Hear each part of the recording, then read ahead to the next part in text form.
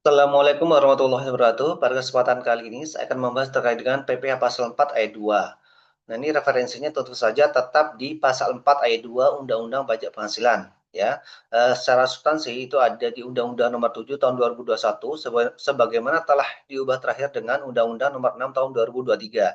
Nah, di sini diatur lebih lanjut di PP 55 Tahun 2022 dan PP 9 Tahun 2022 dan juga nanti ada PP peraturan pajak yang lainnya nanti kita lihat di bawah.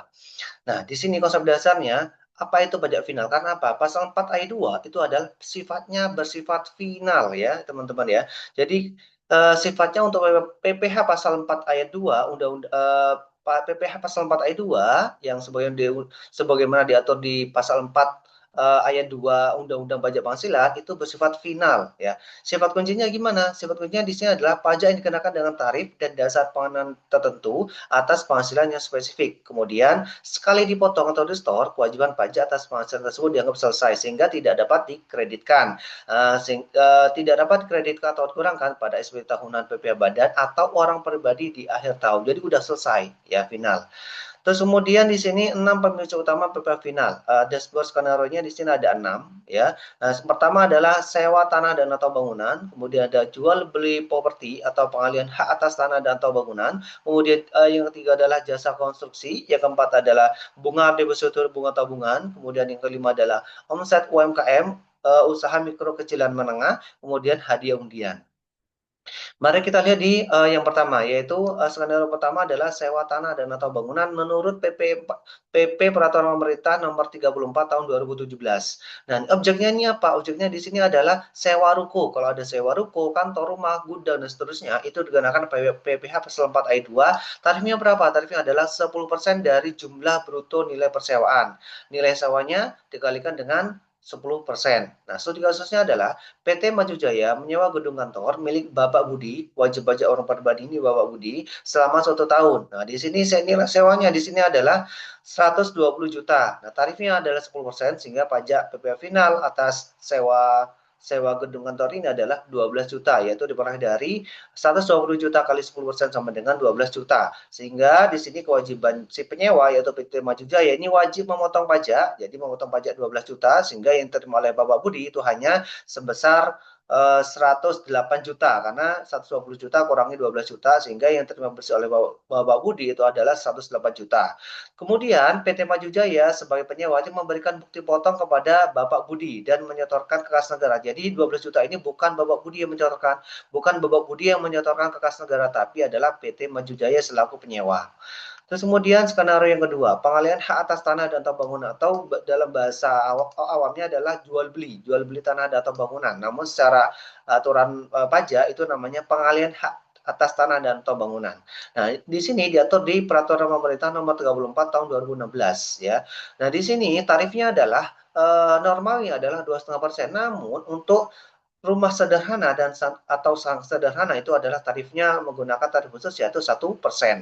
Nah, kemudian di sini adalah studi kasusnya. Studi kasusnya adalah Ibu Sari menjual tanah kepada Bapak Adi. Nah, harga transaksinya adalah 500 juta. Nah, di sini tidak normalnya kita menggunakan normalnya adalah 2,5% untuk tarifnya sehingga harga transaksinya 500 juta kalikan dengan tarif normalnya adalah 2,5%. Ini anggapannya adalah Ibu Sari ini menjual tanah.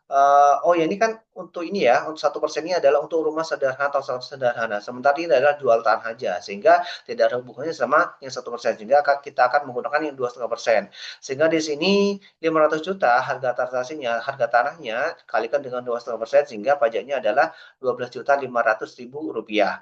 Nah, di sini kewajibannya si penjual yaitu di Ibu Sari ini wajib mentor sendiri. Kalau yang tadi kan distorkan oleh si penyewa distorkan oleh si penyewa. Kalau ini dia store sendiri. Si penjualnya adalah store sendiri PPh final sebelum akta jual beli ditandatangani. Jadi di sini 12.500 jadi di sini Ibu Sari terima dulu uangnya 500 juta ya, terus kemudian terus kemudian Ibu Sari storkan 12.500-nya ke kas negara. Terus kemudian di sini ya. Tapi mungkin dalam prakteknya bisa jadi ini dibayarkan terlebih dahulu ya, dibayarkan terlebih dahulu. dibayarkan terlebih dahulu 12.500.000 sehingga Ibu Sari hanya menerima bersihnya. Bisa jadi seperti itu. Terus kemudian yang skenario yang ketiga yaitu jasa konstruksi, yaitu peraturan pemerintah nomor 9 tahun 2022.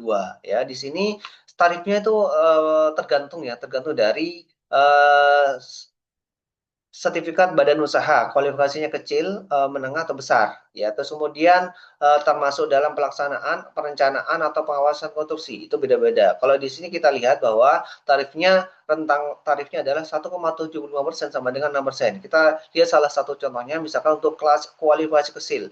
Kualifikasi kecil itu adalah tarifnya adalah 1,75%. Nah, ini kalian untuk tarif yang lainnya kalian bisa lihat di Peraturan Pemerintah Nomor 9 Tahun 2022. Nah, studi kasusnya seperti ini. Studi kasusnya adalah CV Bangun Ruang mengerjakan proyek renovasi kantor. Nah, dasar pengenaan pajaknya adalah nilai kontrak tanpa PPN, pajak tambahan nilai. Nah, di sini nilai kontraknya pengerjaan proyek renovasi kantor ini adalah 200 juta. Nah, ini CV Bangun Ruang ini termasuk dalam sertifikat badan usaha kualifikasi kecil ya, sehingga dan ini adalah si CV Bangun Ruang ini ada sebagai pelaksana pengerjaan proyek renovasi kantor sehingga tarifnya adalah 1,75%. Sehingga di sini PPh final jasa konstruksi atau Jaskon di sini adalah 200 juta kali 1,75% sama dengan 3,5 juta rupiah ya. Dan di sini objek pajaknya terkait dengan pelaksanaan, perencanaan dan pengawasan konstruksi. Terus kemudian skenario yang keempat yaitu bunga deposito dan bunga tabungan ya. Bunga deposito dan bunga tabungan ini aturannya diatur di PP Peraturan Pemerintah Nomor 131 Tahun 2000 sebagaimana telah diubah terakhir dengan Peraturan Pemerintah Nomor 123 Tahun 2015 dan Peraturan Menteri Keuangan 212 Tahun 2018 ya. Dan sini tarifnya adalah 20% dari jumlah bruto bunganya, jumlah penghasilan bruto bunganya. Nah, studi kasusnya seperti ini. Nasabah memiliki deposito di sebuah bank dengan jumlah 70 juta rupiah. Kemudian nasabah tersebut menerima bunga deposito sebesar 5% setiap tahunnya. Nah, kita lihat di sini, bunga deposito per tahun berarti kita hitung 70 juta kali 5% sama dengan 3,5 juta rupiah. Kemudian di sini bunga deposito per bulan berarti bukan ini kan dapat bunganya per bulan ya. Kita bagi 12 bulan sehingga masing-masing bulan itu diperoleh 3,5 juta dibagi 12 bulan sama dengan 292.000 rupiah sehingga setiap bulan si nasabah ini memperoleh bunga deposito itu sebesar 292.000 rupiah. Kemudian di sini setiap bulannya dipotong pajak ya, dipotong pajak atas bunga deposito. Nah, potongan pajaknya itu adalah 20%. Sehingga di sini 292.000 dikalikan 20% sama dengan 58.400. Sehingga penghasilan net yang diterima, penghasilan bersih yang diterima setiap bulan oleh si nasabah ini adalah 233.600 yang diperoleh dari 292.000 dikurangi 58.400 rupiah. Ya, sehingga di sini kita lihat pajak deposito per tahun ya udah berarti di sini kan ini kan per bulan ya.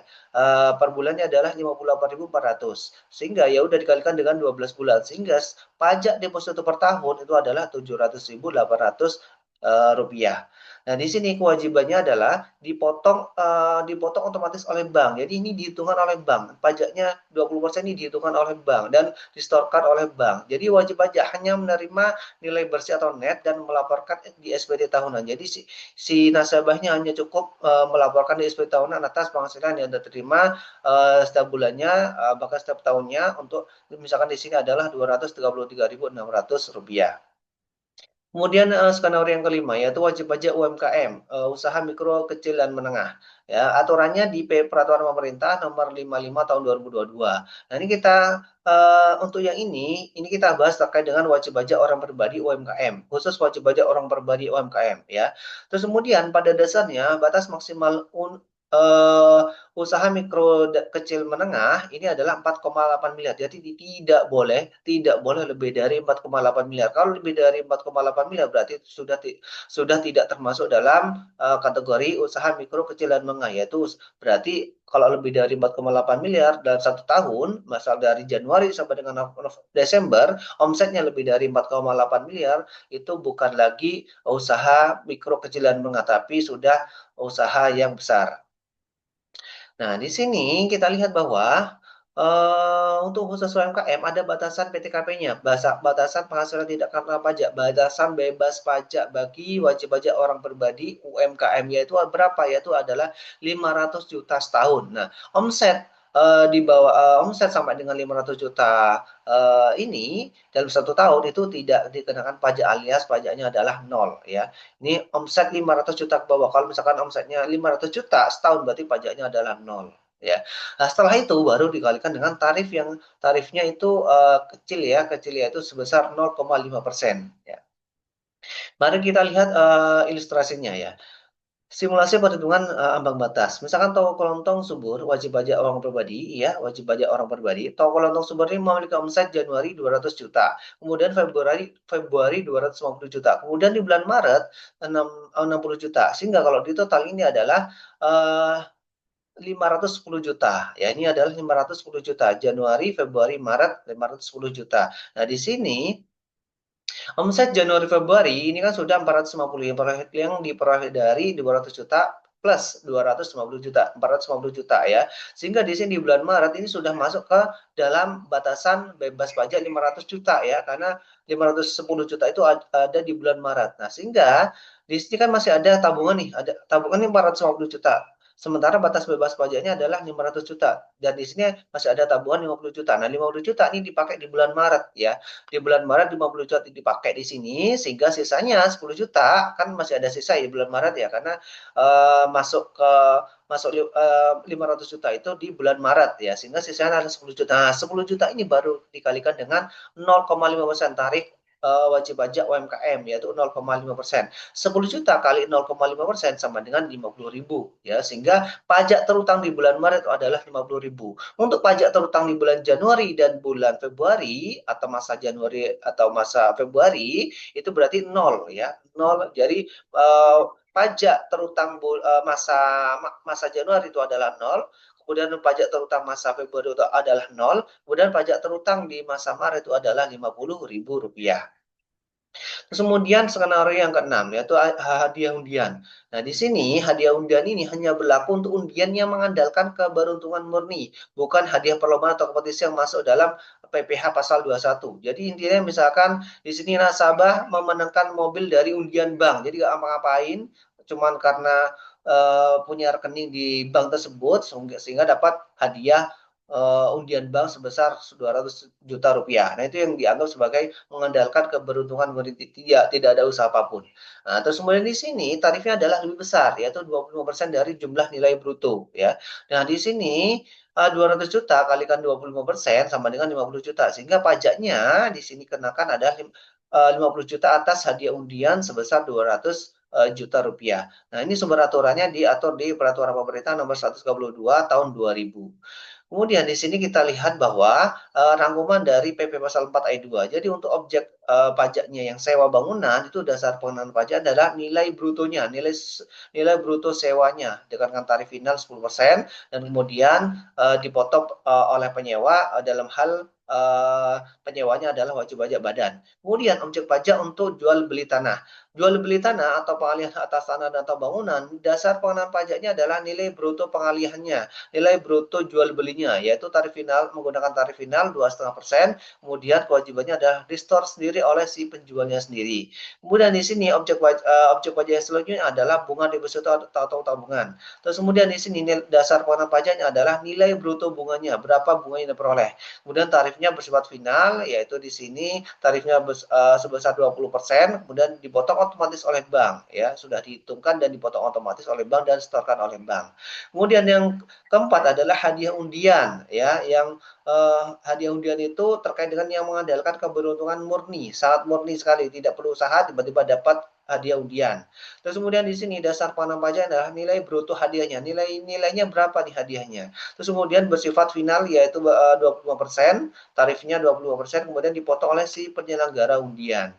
Kemudian objek pajak selanjutnya adalah usaha mikro kecil dan menengah wajib pajak orang pribadi, khusus wajib pajak orang pribadi. Dasar pengenaan pajaknya adalah omset lebih dari 500 juta ya. Jadi Omset di bawah omset 500 juta ke bawah itu tidak dikenakan pajak atau alias nol pajaknya adalah Rp0.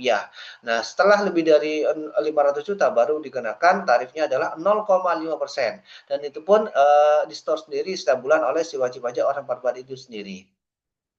Nah, di sini kita lihat bahwa rangkuman contoh soal jawabnya berdasarkan matriks sintesis PP pasal 4 E2 di atas, sewa bangunan PTX sewa ruko 12.120 juta per tahun, kemudian berarti PP finalnya adalah 10%, artinya di sini PPh finalnya untuk sewa adalah 12 juta, dipotong oleh PTX. Kemudian jual beli tanah Pak Budi jual tanah 500 juta, PPh finalnya adalah 2,5% normal, sehingga di sini adalah Pak Budi harus membayar ke kas negara, store ke kas negara 12,5 juta di store sendiri oleh Bapak Budi. Kemudian bunga deposito, Ibu Ani dapat bunga deposito 5 juta, PP finalnya adalah 20%, sehingga PP final adalah 1 juta diperoleh dari 5 juta kali 20% dipotong otomatis oleh bank. Kemudian yang keempat adalah hadiah undian. Saudara C menang undian mobil 200 juta tanpa usaha, kemudian PP finalnya adalah 25%, sehingga 25% kali 200 juta itu adalah 50 juta. Di sini adalah pajaknya dipotong penyelenggara. Kemudian UMKM, wajib pajak orang pribadi, toko D omsetnya 600 juta setahun. Nah, PP finalnya adalah 0,5% dari omsetnya, kemudian setiap bulan di store sendiri. Namun di sini karena batasannya adalah 500 juta, sehingga yang kenakan pajak adalah sisanya, yaitu 600 juta kurangi 500 juta, sehingga menjadi 100 juta. 100 juta ini baru dikalikan dengan tarif 0,5% sama dengan Rp500.000. Oke, terima kasih. Assalamualaikum warahmatullahi wabarakatuh.